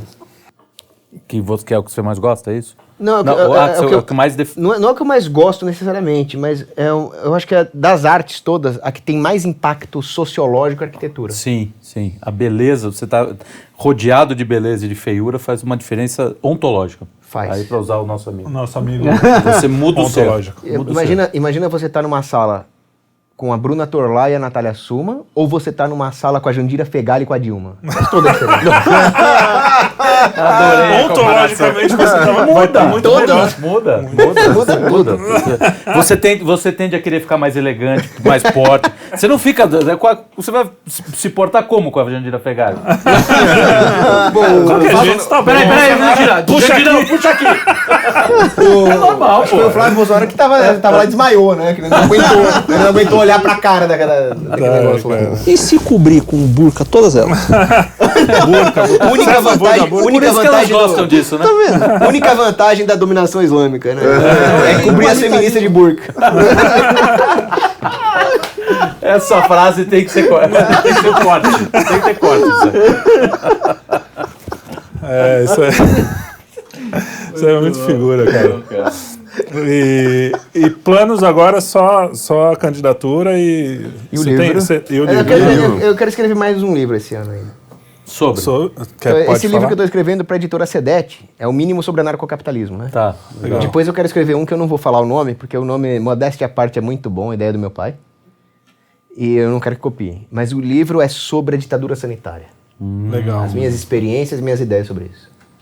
Muito bom, muito bom. Foi uma livros. loucura, né, isso, cara? Porque, de repente, a coisa virou do dia pra Eu noite. tô me candidatando por causa disso. Foi Porque isso? antes da ditadura sanitária, eu era mais ideológico, né? Um libertarianismo. Menos prático, assim. Eu falei, menos- não, cara, não tem essa de ficar... vamos um dia atingir uma sociedade puramente libertária. Os caras estão fechando missa agora. Eu quero que se dane. É uma guerra espiritual. Sim. Então dane-se o libertarianismo ideológico de vocês. Eu vou me candidatar e pronto. E Essa ditadura foi um teste, porque ela foi uma ditadura. Foi, Né, mas porque tinha coisas ditadas que você não poderia sair de casa. É isso, foi um teste, cara, foi um experimento sociológico mesmo pra testar como que seria na prática, né? Como a população E obedeceu. meio que Isso. funcionou, E né? obedece. Funcionou super bem. Assustadoramente. Obedece. Funcionou super bem. A manipulação de massa foi brutal. Brutal. Eu acho que funcionou super bem. As pessoas têm dois caminhos. Deu certo. Ou elas aprendem, elas falam, olha o que nós somos levados a fazer. E se previnem contra isso agora. Ou elas vão falar, não, é isso mesmo. A OMS cuidou de nós. E aí elas vão estar suscetíveis a coisas piores no futuro. São os dois caminhos que a humanidade tem agora. Mas você não acha que é uma coisa bem humana, assim, o cara vê, putz, não digo que ele faça isso conscientemente, que seja uma coisa, mas ele olha, putz, fiz uma burrice, ele foi muito burro, agora que eu vou negar que aquilo é uma burrice mesmo. E aí vai razão, bater o pé, você não A acha que soberba é a isso... pior coisa que existe. Isso é uma coisa que pode acontecer? A pior coisa que existe é a soberba. Pode. Né? Porque, assim, pra eu brigar com os meus colegas libertários e falar o nosso libertarianismo ideológico estava errado, temos que tomar atitudes concretas, você tem que... É um Você tem desapego Você tem que se desapegar. É difícil mudar, né? É a verdade, você está indo atrás da verdade, não atrás do seu ego, né? Exato. Essa é a busca da verdade. Cara, eu acho que tem esse efeito, sim, de gente que fala, cara, eu errei e fiz besteira, mas não vou... Não vou admitir. não vou admitir. Joga Não o admite assunto nem pra pra si escanteio, mesmo, eu tô joga o dizendo, assunto pra sabe? Não é escanteio, o cara filho para da de mãe pensar. que não admite porque é filho da mãe mesmo. Eu tô falando do cara que Não, tem uma briga interna. que acaba se auto-engana. recalcando essa... Ele se auto-engana, melhor. E tem toda aquela história de... Bom, o cara pode perceber que tá errado, mas aí ele é teimoso. E pra além de ser teimoso, tem mais um fator. Eu até quero acreditar que isso aí foi um negócio, uma manipulação, não sei o quê. Mas aí eu vou concordar com o Biruliro. Então eu vou bater o o pé. esteticismo, o cara Isso. fala, não vou concordar com um cara que come leite condensado na lata. É isso, O cara que nega o Tem Pix muito de disso. R$2.000 pra Michelle todo dia. Essa foi sensacional. Mas esse é um outro fator. Eu acho que tem um fator psicológico e tem um fator só porque, cara, é isso, o Bolsonaro...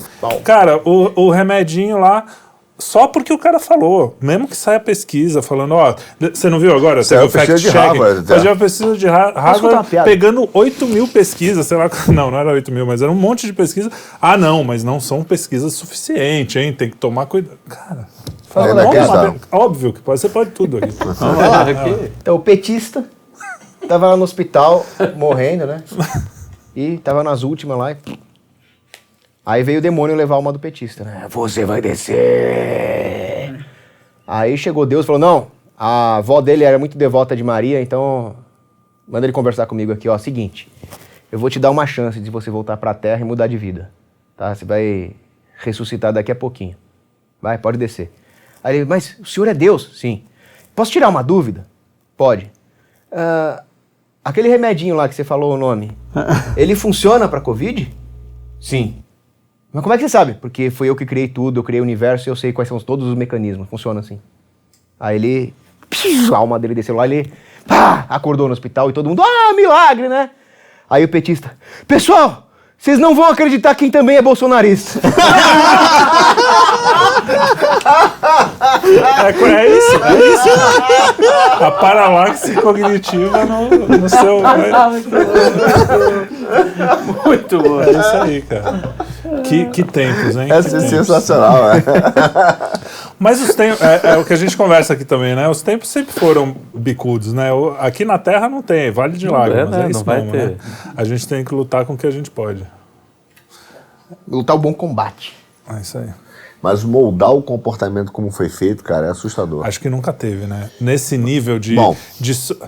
Não, cara, a gente presenciar... é por causa da tecnologia. Nunca teve essa hoje tecnologia tem. que você chega no mundo Sim. inteiro ao mesmo tempo. Essa coisa da ditadura, eu vou falar também porque pandemia também cai. Essa coisa foi assustadora porque, se você lembrar, fizer um retrospecto, assim, começou o negócio na Itália, meio que não era bem uma fake news, mas foi um exagero de um negócio, uma vila na Itália que aconteceu, e de repente o mundo estava em histeria coletiva, assim.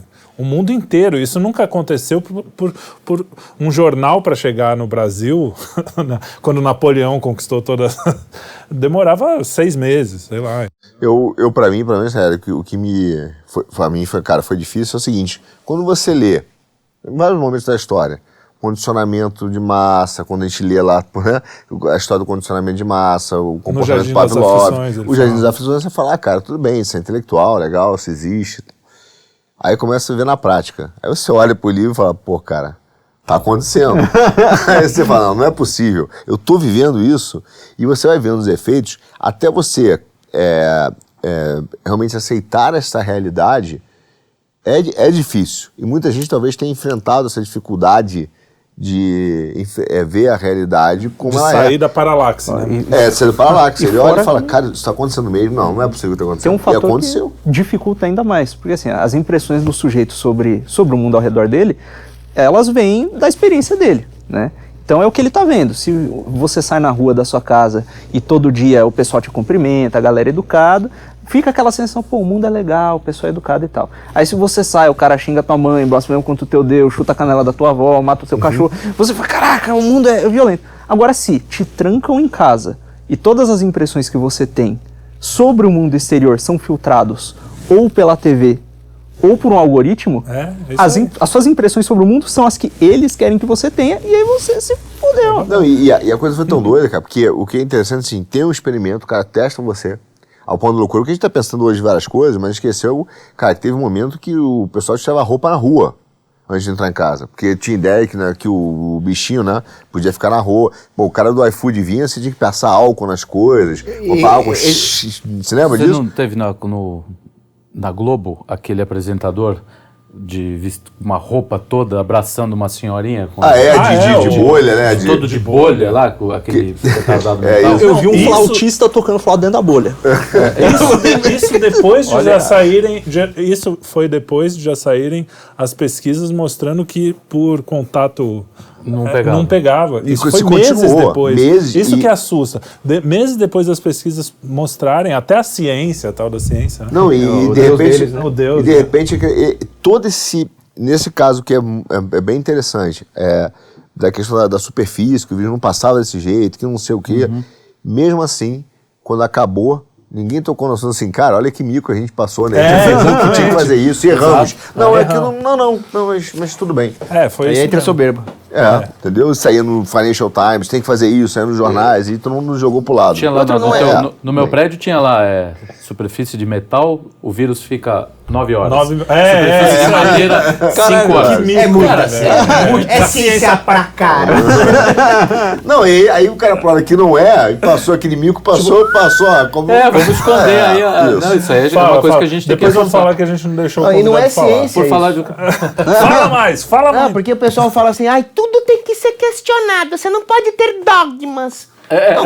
Que Jesus é Deus e encarnou e ressuscitou, isso eu não questiono. O que tem que ser questionado é a ciência, porque isso é ciência. A ciência é falsificabilidade. Claro. Se você não questiona, Ciência é questionável. aí você não tá mais fazendo Confrontação de ciência. hipóteses. Então os caras inverteram tudo. Não, ele é anarcocapitalista mesmo, que ele agora deu exemplo do Popper, na falsabilidade, e sociedade aberta. Daqui a pouco vai virar globalista. Não, mas aí... não, mas aí a sociedade aberta é uma coisa que eu discordo frontalmente. Muito bom. Mas o método científico não é essa coisa de questionar de hipóteses, não é Popper. Isso aí é um método científico que foi desenvolvido pela Igreja Católica na Idade Média. Não, mas dá falsabilidade. Aí o termo falsabilidade é um termo do Popper, mas o conceito de método científico e sim. testar Não, sim, hipóteses, anterior. Confrontar isso aí hipóteses surgiu na universidade medieval, né? Agora o cara não para pra pensar, né? Você tem que questionar tudo, não pode ter dogmas. Isso aí que você acabou de dizer. O cara não questiona nada, né? Eu lembrei de uma vez eu lembrei de uma vez que o Deepak Chopra falou assim numa palestra pra Harvard, aqueles caras todos, né? Toda crença é burra. Aí todo mundo... Uau, aí, bom, perguntas. Aí chegou um maluco lá, trollador. Eu posso perguntar uma coisa? Você disse que toda crença é burra? Ele, sim. Você acredita nisso? Sim. Obrigado. Acabou, né? Acabou. Essa relativização geral é muito chata, né? E é isso, é buscar a verdade, é o que a gente faz. Inclusive aqui, por isso que a gente brincou, entrevistou o Rui Costa, e foi até uma entrevista agradável. Quando né? a gente entrevistou. A gente brincou Ele com falou você. que vai confiscar essa propriedade por último? Não, a gente perguntou se ele ia matar a gente na... Quando a gente perguntou se ele ia matar, se ele ia matar a gente ou não, ele ficou em silêncio e falou assim, depende da sua reação na Guerra Civil. Não queria falar nada não, mas ele o Luigi ficou... é que fez a pergunta e ele não tá aqui hoje. Mas a gente quer saber como você, tudo bem, a gente já conhece e tal, mas o pessoal não. Quer dizer, alguns já conhecem, mas alguns não. A gente quer saber como pensam as pessoas, independente da gente discordar, né? E a busca da verdade está aí, em ouvir o contraditório mesmo e falar, pô, será? Foi assim que você se converteu? E foi assim que eu também... A sua história de conversão é muito engraçada, porque... esses questionamentos eu passei igualzinho. Meu avô era católico, meus pais não muito, mas meu avô era super. Meu pai hoje né? Mas se converteu depois. E eu me afastei também, foi a mesma coisa. E teve justamente esse insight, assim, de ler o Chesterton no Ortodoxia e falar, caramba, se, né? Esse livro converte muita gente. Foi o que me converteu. Assim, não foi a única coisa, mas foi... Eu falo, e se, né? Ele fala, por que não? Por que não acontecer uma coisa espetacular, de repente, fantástica na história da humanidade? Por que não, né? E aí você começa a falar, caraca, é mesmo, né? Eu sempre tinha certeza que sim, por que não? Mas tem coisa que não faz o menor Quer sentido. dizer, que não, né? Tem coisa que não faz o menor sentido. Por exemplo, não tinha nada. Aí o nada formou uma bolinha. Aí a bolinha explodiu. Aí a bolinha mesmo criou as próprias leis que regeram a bolinha e formaram os planetas e de repente tinha uma sopa orgânica que começou a se juntar e formou um peixinho que andou e formou um macaquinho que evoluiu até começar a questionar tudo isso. Isso não faz sentido. É mais louco do que o próprio... Isso é muito louco, isso é muita maconha. Tem que ter muita fé pra acreditar. Muito mais fé pra acreditar nisso. Exatamente. Mas é isso. Então, a busca da verdade tá aberta. Aquela coisa do Olavo também, eu sempre brinco. Ele era tiozão, assim, pegava umas notícias do Zap e mandava, isso aí é verdade, olha aqui o que eu recebi. Santo Tomás, né? Por quê? Porque ele era uma criança aberta ao mundo, né? No bom sentido, a criança no sentido mais legal, assim, do tipo, veio aqui, eu tô aberto a acreditar. Depois, tudo bem, vai ver se é ou se não é. Ele era meio afobado às vezes e botava umas coisas meio... Mas porque também a tecnologia, né? Você era... Por isso eu acho importante o dogma por causa disso. O Olavo de Carvalho é um sujeito brilhante, ninguém vai questionar a inteligência dele, mas ele demorou muito tempo para chegar à verdade. Né? Ele passou por gnosticismo, perennialismo, islamismo, astrologismo. E, muito bem, ele superou tudo isso e tem uma contribuição filosófica inestimável. Mas, se as pessoas seguirem os dogmas da Igreja Católica, elas já se protegem contra isso muito mais rapidamente. É isso aí. Eu acho que você botou bem, tem certas leis ou regras que na verdade são para te proteger de coisas muito piores. E parte dessa discussão do dogma, que o cara fala, isso é dogma, você não vai acreditar nisso, você vai, né? Não pode ser assim, isso é religiosidade excessiva. Na verdade, o cara quer tirar as suas defesas, ele quer abaixar o seu muro, te deixar sem proteção de fronteira para ter uma invasão de qualquer coisa, de qualquer tipo de ideia, de qualquer tipo de contaminação intelectual, espiritual, né? Esses são os problemas que a gente teve. E claro que tudo isso pode ser justificado racionalmente, né? Porque o São Tomás de Aquino falava, né? Se a fé e a razão não estivessem juntas, ela seria só crendice. Então, claro que você tem que tentar fundamentar todos os dogmas de fé na razão, mas em algum momento você vai ter que obedecer os dogmas. Por exemplo, é muito fácil entender por que você não pode matar e roubar, né? Sim. Ou melhor dizendo, assassinar e roubar, porque matar em legítima defesa, em guerra justa, pode. Sim. Mas é muito fácil entender isso, né? Você não pode tirar a vida do inocente, não pode roubar a propriedade privada. Agora, como é que você vai entender, por exemplo, o 6º mandamento? Castidade. É uma coisa mais difícil de entender. Por que eu não posso ficar com a menina lá, né? E tudo isso tem um motivo racional de disciplinar os afetos, de canalizar as energias sexuais para a constituição da família. Mas é bem menos intuitivo do que não assassinar e não roubar. Sim, sem dúvida. Em algum momento o cara vai ter que simplesmente obedecer. Igual a conversão lá com a minha mãe. Eu não queria que ela me explicasse... Ela não queria que eu explicasse racionalmente por que a oração funciona, assim que eu rezasse. É isso aí. E é engraçado não, mas o que acontece é que se você não pegar esses dogmas que já foram provados na história da humanidade que são saudáveis, você vai pegar outros, né? Você vai sempre acreditar em alguma coisa. Claro, você tem que ter algum padrão. Algum padrão você vai ter. Algum padrão referencial. É o que eu falo dos tabus, falso, né? Os caras quebrando o tabu. Não, acabou os tabus. Cara, tá bom, quebrando o tabu, chega lá no quebrando o tabu, que não tem tabus, e fala assim, ó, homem é homem, tem peru, mulher é mulher, tem tchutchuca, e eles não podem fazer o mesmo esporte junto. Acabou quebrando o tabu. Ou seja, sempre vai ter tabu. Toda a sociedade chocar tem a família poligâmica tradicional. Esse é o nosso objetivo. Nosso objetivo. Esse é o nosso objetivo. Tá bom. Agora, eu não sei se eu devia perguntar, se você não quiser responder, não precisa. Como é que foi, eu não sei direito também, imagino que muita gente não sabe, como é que foi a sua história com o Dória? Como é que foi a treta? Conta aí pra nós. Eu não sabia que Porque ele era da Dória. família, né? Era. Então é uma coisa mais profunda do que uma briga política, assim. Então, ele era amigo da família, na época que ele tava com aquele negócio de lead empresarial. Sim. E naquela época, né, eu ainda não tinha estudado a escola austríaca, as ideias conservadoras, então eu ainda não tinha essa percepção de que isso é fascismo puro. Eu ainda não tinha essa percepção de que esses lobby empresarial e governamental é a própria definição de fascismo. Então eu achei que ele era só um cara que fazia as festinhas lá com as empresas. Nunca ia passar pela minha cabeça que ele é esse monstro que ele é. Aí eu comecei a estudar esses assuntos e aí o Dória entrou na política. Ele se candidatou, né, a prefeito. Aí eu vi as propostas dele e falei, isso aqui tá tudo errado. Isso aqui é progressismo, social-democracia, então eu sou contra ele. Mas aí... já no começo? Você não foi que embarcou no comecinho? Aí não, no começo eu fui lá, eu tirei uma foto com o Dória e tal. Mas aí quando eu fui ver as propostas dele, eu falei, não dá pra votar nesse cara. Eu não sabia que ele era um monstro, eu achei que ele era um cara com ideias políticas ruins. E aí eu votei nulo. Graças a Deus, eu não vou ter que responder no juízo final por ter votado no Dória. Eu anulei o voto. Aí, depois que ele entrou na política, ele começou a demonstrar ser um monstro mesmo. Uma das pessoas mais execráveis que existe. Aí sim que eu fui ver a história do Dória. E a história do Dória é assustadora. O primeiro emprego dele foi na Embratur. Se eu falar o que ele fazia na Embratur, ele vai me processar. Mas já disse, certo? Já dá pra entender. E aí... Na época do Sarney, né? Foi. Com o Sarney. O pai do Dória era um comunista que o regime militar tentou combater, por isso que eu falo que o regime militar foi brando demais nesse sentido. E que ele era um corporativista da pior espécie. Por exemplo, ele perverteu o Dia dos Namorados. Pouca gente sabe isso. Mas o Dia dos Namorados no mundo inteiro é dia 14 de fevereiro. Né, que é o dia de São Valentim, que foi um bispo da Igreja Católica, que foi condenado à morte, e ele se apaixonou pela filha do governador, mas não teve nada com ela, porque ele era um bispo.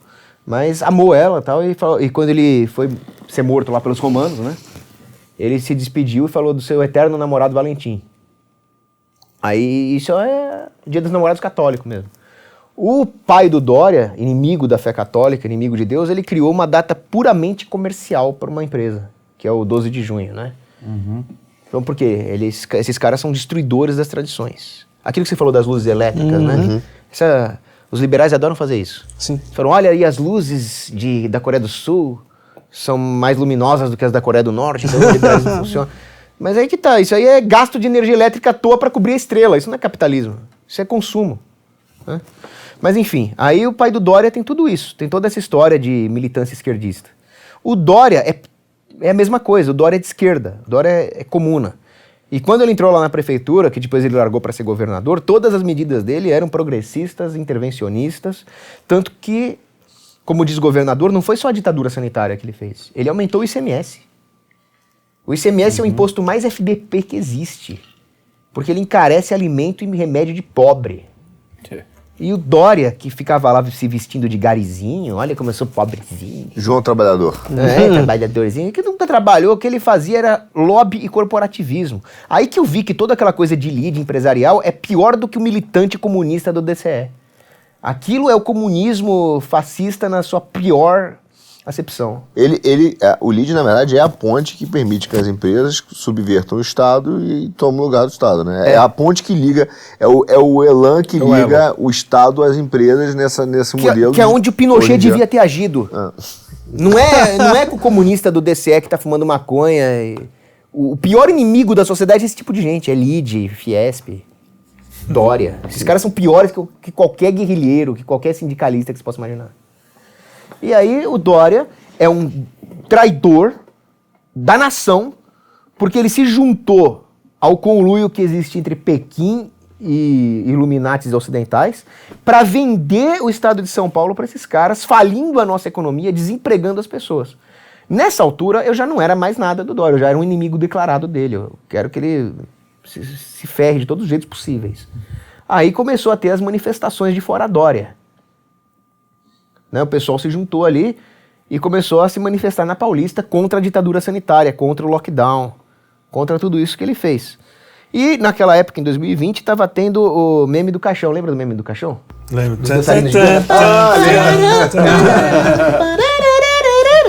Aí nós fizemos um enterro político do Dória. Pegamos um caixão, colocamos a foto do Dória, a suástica nazista e a foice e o martelo comunista e falamos enterro das ideologias totalitárias. E dançamos lá com o caixão. Só que esse bunda mole do Dória, ele entendeu que eu estava fazendo uma incitação ao assassinato dele. Aí falou, olha, ele tá com o meu caixão, tá incentivando que eu seja morto, não sei o quê. E ameaçou me prender, me processar e ainda fez ameaças veladas à minha família, mandando um assessor dele ligar e falando coisas horríveis. Falando, olha, vocês têm aí, né, você tem uma clínica com uma reputação, vamos manter, aquela coisa de máfia siciliana mesmo. Várias pessoas que estavam perto dele, né? E depois viraram oposição, se opuseram ao Dória, sofreram esse tipo de tática de máfia siciliana. Exato. O cara que ameaça a estrutura do teu negócio, ele ameaça, vai ficar ruim pra você. Exato. Esse cara é um mafioso. Esse cara tem que ser investigado.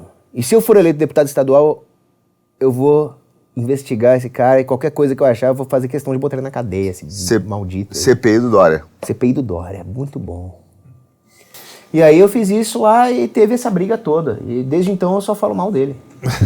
Eu notei. Não sei porque eu notei que você não gosta muito. Piores figuras que existem, mais execráveis possíveis. O Dória teve uma figura, um papel na questão da ditadura sanitária, de um fascista mesmo, cara, o jeito que ele fazia, tentando... Até o jeito de falar, né? O jeito de falar, a marketing, a questão toda plástica da forma que ele fazia os pronunciamentos, cara, o que ele era fez, quase o que ele fez Mussolini, na prefeitura, No Palácio. No Palácio. No Palácio Planalto. Você Que viu ele a transformou mudança aquilo. que ele Você não fez? viu? Isso, ele Esteticamente botou tudo também. preto, Esteticamente, tirou a madeira que era a aquilo madeira é clássica, nazista, bonita aí. Que um demônio mesmo. Não, vamos falar que você tá chamando Tudo ele de- que o Dória Parecia. tem na vida dele é falso.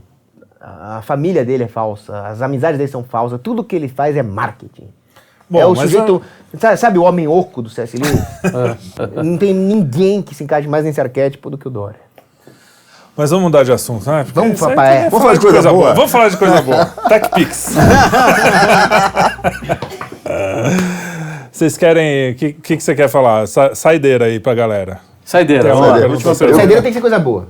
Não, eu queria que você contasse como é que foi o processo de botar roupa templária e ir pra rua. Que virou uma grande marca. Né? Eu pensei que estávamos combatendo o mal numa cruzada mundial contra o mal mundial. Né? Que o mundo inteiro foi vítima da ditadura sanitária. Então, houve resistência em vários lugares do mundo, né? A melhor que eu vi, pena que eu não posso falar aqui, mas era uma mocinha muito bonita lá nos Estados Unidos, que ela tava com uma placa escrito assim: se máscara funcionasse, ela seria banida igual o remedinho que você falou o nome. Isso resume tudo. Tudo que tá acontecendo tá implícito nessa placa aqui, né? Eu falei, isso aqui é uma cruzada mundial. Então, da mesma forma que se combateram os sarracenos lá, vamos nos vestir a caráter. Aí eu me vesti de templário. Falei, vamos pra rua vestido de templário com a bandeira do Brasil Império. E aí ficou, né? O pessoal começou a me chamar de Cogos do Templário. Aí eu deixei bem claro, não sou um templário, sou um bardo, cara. Tô fazendo uma homenagem aos templários. Você ainda é monarquista, não? Eu sou um monarquista, só que eu defendo que as monarquias sejam privadas. Isso é um anarcocapitalismo monárquico, ou anarcomonarquia, né? Entendi. Interessante. Inclusive, aproveitando É um nó, a me deu um deixa, nó aqui. Eu vou estudar sobre isso, porque me deu um nó. anarquia, ela, bom, etimologicamente, né, é o prefixo a, né, que significa ausência. A é ausência de arqué, ausência de hierarquia, né? Você já disse várias vezes que, bom, acredita numa hierarquia, uma hierarquia natural, né, e que precisa haver uma certa ordem, precisa haver líderes, etc, etc. Isso não é oposto ao que é uma anarquia de verdade? A rigor, você é um anarquista mesmo? Eu não sou anarquista. É que o termo anarcocapitalista é péssimo. Mas o anarcocapitalismo seria a hierarquia natural. Em vez de ser uma hierarquia artificial imposta por bandidos, por demagogos, por publícolas, que se impõe pela engenharia social e pela agressão contra inocentes, seria a hierarquia natural. A hierarquia das virtudes. Mas não é uma anarquia mesmo. A anarquia eu sou contra. A anarquia é contra o ensinamento da igreja. Boa. Muito bem. Arlão? Muito obrigado. Eu que agradeço. Eu gostei demais da entrevista. Altíssimo nível. Parabéns para todos vocês. Hein? Legal. É isso aí. A minha saideira é o seguinte, eu fiquei muito contente de conversar com você, porque realmente a gente pouco conversou, né? A gente veio gravar aqui o clipe e até aprendi um monte de coisa, imaginei que você pensava coisas diferentes do que você pensa. É muito legal esse programa por causa disso, dá pra gente conhecer melhor. E cheirinho de pão. Cheio de Calma pão, que tá daqui a bom. pouco. Que eu acho engraçado, você é eloquente, né? Não, tem que matar os caras, não sei o quê. Eu sou um cara mais artista, né? Você não acha que teria uma... mais Eu sou artista assim. mesmo, né? Você não acha que... eu sou mais assim, eu gostaria de pegar esses caras que você fala que quer matar, inclusive os... E desse uma chinelada. E poder... Não, botar... como diz aquele piche e pena, assim. Já acho que ia ser divertido. Bota os caras assim e tira o poder deles. O próprio Olavo falava, eu não quero que o Lula morra, eu quero que ele... Não tem uma solução assim menos drástica, assim, para essas coisas? Ou Você acha que contra o tem mal que tem que ser... Não, numa situação em que você está numa defesa da sua família, defesa mesmo, é uma coisa, né? Eu tô falando assim, você capturou o sujeito, tá ali. Mas existem guerras justas no Não, eu Agostinho acho que foi existe. Um médico abortista super feliz com o que faz e legal jogar só piche e pena? Não. Eu sou a favor de prender o cara, Eu falei, não, prende o cara eu tô com o falando, catecismo de São Pio X aqui é uma... e deixa ele lá. Não, Vai aqui- que uma hora ele se converte. É óbvio que eu não quero, que eu não sou não punitivo, ao contrário, eu tô brincando, eu só fiz uma brincadeira aqui dos extremos. Mas você não acha que dá pra fazer uma coisa menos extrema assim? Só por... Mas São Tomás de Aquino defendia a pena de morte por motivos caritativos. Falava, além de restaurar a ordem de justiça, etc., você aumenta a chance do cara se converter. Porque ele já sabe que ele vai morrer, já sabe a data, etc. Ele pode ter uma chance. Ele tem a contemplação da finitude na frente dele. Aí ele tem a chance de salvar a alma dele. Boa. Muito bom, hein? Finalizou bem. Então, muito obrigado pela sua presença. Muito obrigado a todos vocês. Muito obrigado a vocês que estão nos assistindo aqui no nosso Quinto Elemento. Foi muito legal. O Cogos era um convidado que a gente estava esperando há muito tempo. Sim. E deu tudo certo. Espero que vocês tenham gostado. Clica no sininho. Compartilha. Comentem. Comentários é bom porque engaja. Senão quebra a costela, né? É verdade. Se tomar 10 garrafas de vinho, então... Aí quebra. Aí não tem jeito. E também não esqueçam nos podcasts, se você estiver ouvindo a gente no podcast, também dá 5 estrelas lá, que é importante, porque também engaja. Nosso produtor, obrigado a toda a equipe, obrigado a vocês. Até a próxima para mais um Quinto Elemento. Valeu!